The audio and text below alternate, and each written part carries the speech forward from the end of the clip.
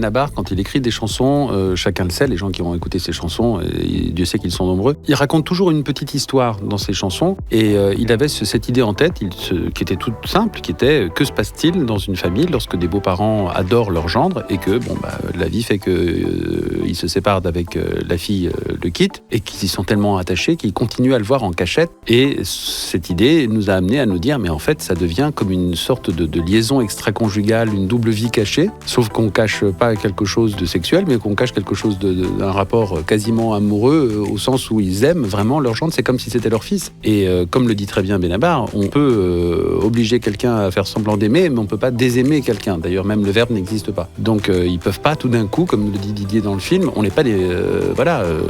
et Josiane, on n'est pas des machines. Tu nous as demandé de l'aimer, et comme dit Didier, on l'aime. Donc, ça va faire une explosion dans cette famille, parce que ce qu'on disait avec Didier, c'est que dans toute famille, même si elle est française, on est toujours des Siciliens dans une famille. Il y a de la loyauté, il y a la trahison, il y a tout ça. Et Dieu sait que leur fille, jouée formidablement par Charlie Bruno, la loyauté, c'est quelque chose sur lequel elle est très à cheval. Donc, qu'est-ce que tu veux que je te dise ? On n'arrive pas à couper le cordon, voilà, c'est tout.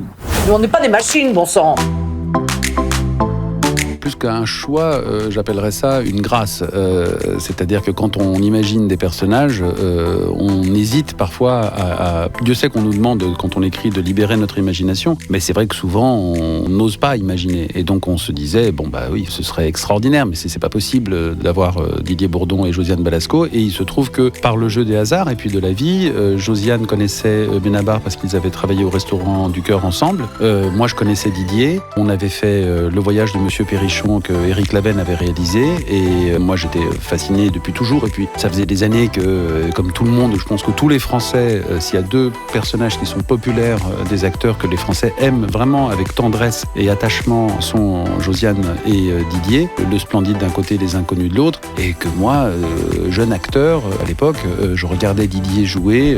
Je me souviens notamment d'un sketch des Inconnus qui était le tasse-vin dans le téléachat, et que je voyais ce type jouer, et je me disais, mais c'est pas possible de jouer comme ça, d'avoir ce degré de précision, d'humanité, de vérité en même temps. Et du coup, quand on a eu l'occasion de se dire, allez, on imagine n'importe quoi, et si on avait Didier Bourdon et Josiane Balasco pour le rôle, une fois qu'on a fini de dire, arrête de déconner, t'es fou, on va pas les avoir, etc., le jour où ils nous ont dit oui, c'était champagne. Alors c'est une formidable idée des producteurs du film, Alain Capoff et Christian Baumard, qui travaillaient avec Charlie Bruno parce qu'ils le produisaient aussi en famille sur M6, de même qu'ils produisent Scène de ménage avec Frédéric Bourali, qui a aussi un rôle dans le film. Et c'est eux qui m'ont... on a vraiment eu beaucoup de mal à trouver ce rôle, parce qu'il fallait deux conditions qui sont rarement réunies, c'est qu'il fallait qu'elle soit extrêmement casse-couille et extrêmement attachante, et humaine et douce. Qu'elle soit vraiment capable, c'est la digne fille de son père, elle est douce, gentille, aimante. Si on l'emmerde un petit peu trop, tout d'un coup, elle va le faire sentir. Et c'est très difficile de trouver ça, parce que trouver une comédienne qui va vous jouer l'agressivité, la dureté, oui, mais il va lui manquer souvent une forme de douceur. Celle qui va être très douce, va manquer parfois un peu de rentre dedans. Et quand ils m'ont montré le travail de Charlie Bruno, je connaissais pas, j'avais pas suivi en famille. Et là, effectivement, je me suis dit, mais cette fille, elle est incroyable, elle peut tout jouer, elle a une précision, elle a une justesse, elle a une technique hallucinante. Et puis, c'est en plus une personne adorable dans la vie, et donc ça a été une merveilleuse surprise. Alors Hector, c'était un jeune réalisateur, parce qu'il n'a pas fait beaucoup de films, mais il a travaillé beaucoup avec Éric Laven, donc il est quand même à bonne école. Mais déjà, je trouve que c'est un auteur-réalisateur, c'est-à-dire qu'il écrit quand même...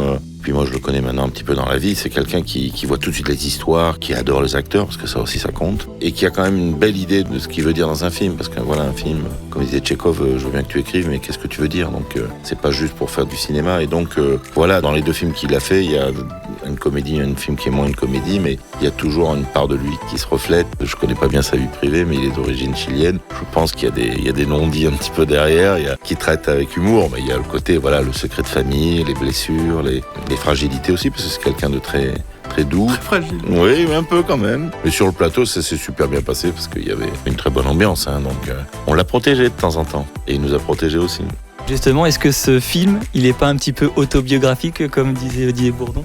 Si, parce que, par exemple, il y a un des thèmes très importants dans le film qui sont effectivement les secrets de famille qui rencontrent un jour les secrets de famille ne doivent jamais rencontrer les conflits de famille. Et dans toute famille, on peut s'engueuler de temps en temps, mais il ne faut pas que ça rencontre le secret de famille, parce que là, ça provoque une réaction en chaîne et que quelqu'un, au cours d'une engueulade, en général, laisse échapper un mot malheureux qui provoque un silence autour de la table et qui est irréversible. Grand-mère. Voilà.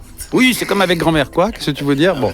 Et toute famille connaît ça. Et nous, on savait avec Benabar que si on arrivait à caser ce thème-là derrière le vaudeville et la mécanique infernale de la comédie, on pourrait avoir ce qu'on cherchait, c'est-à-dire une comédie qui fasse rire les gens fort, mais qui provoque quand même une résonance émotionnelle en eux. Et oui, là où c'est autobiographique, par exemple, c'est que j'avais rencontré une jeune femme qui un jour m'avait dit qu'en fait, elle connaissait pas ses grands-parents, elle connaissait pas sa grand-mère, ni son grand-père, ni ses oncles, ni ses tantes, ni ses cousins, qui étaient tous vivants, parce que dans sa famille, son père s'était fâché avec eux. Et je me rendais compte qu'elle portait ça comme une sorte d'héritage dont elle avait reçu de son père et dont elle avait beaucoup de mal à se défaire. Et moi, j'essayais de lui dire, je veux pas rentrer dans tes affaires, mais tu n'es pas obligé de prendre cet héritage. Tu peux peut-être aussi prendre le train et aller rencontrer ce grand-père et cette grand-mère qui rêveraient certainement de te voir et qui n'ont rien contre toi, renouer avec une histoire et casser peut-être la malédiction aussi. Parce que les inimitiés familiales, ça se transmet de génération en génération. Et donc, du coup, on a entremêlé cette histoire de vaudeville, des parents qui se cachent pour voir leur gendre et les quiproquos que ça peut engendrer parce qu'ils doivent surtout pas laisser entendre à leur fille qui les traque et les suit pour essayer de les prendre sur le fait, et de mélanger ça avec cette histoire de famille dont je savais que ça touche beaucoup de gens, parce qu'il y a beaucoup de familles où les gens sont fâchés, où on n'en parle pas, on n'a pas le droit d'en parler à la maison, et on s'est rendu compte que ça colportait énormément d'émotions derrière le rire. C'est surtout un duo aussi, c'est ça qui est beau. C'est-à-dire qu'il y a un vrai duo avec Josiane, et après il y a aussi même un trio avec ma fille. D'ailleurs, il y a une scène que j'aime beaucoup, c'est la scène au bord du lac où il y a une très jolie scène entre ma fille et moi, très bien écrite, parce qu'il y a une révélation très forte, comme disait Victor.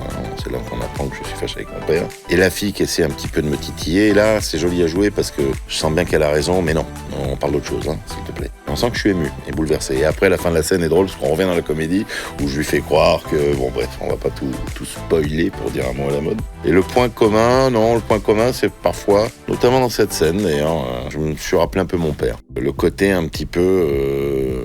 mon père qui était une certaine autorité, mais de temps en temps on se disait tiens, il y a une fragilité, mais c'était difficile d'en savoir plus, parce que surtout quand il était jeune, vers la fin de sa vie, il était plus ouvert, mais il fallait pas trop... Et là j'ai un peu pensé à mon père. Il y a un point commun de l'extérieur, parce que Didier voit les choses de l'intérieur, et de l'extérieur, il y a un point commun entre eux, très simple, et comme avec Josiane d'ailleurs. C'est que Didier, dans la vie, c'est l'homme le plus humain, le plus gentil et animé de bonnes intentions qui soit. Après, faut pas trop non plus l'emmerder. C'est-à-dire qu'il y a un moment donné où Didier, si vraiment on lui marche trop sur les pieds, il va cesser d'être débonnaire et il va commencer à dire faut arrêter de me marcher sur les pieds là. Et il va le faire sentir très nettement. Et à l'inverse, Josiane, comme son personnage, Josiane, elle a ce côté très rentre dedans, volontaire. Et à côté de ça, Josiane, c'est une boule d'émotion et d'humanité et de sentiments, mais elle le cache davantage, comme son personnage. Anecdote, qu'est-ce qu'on a pu avoir ?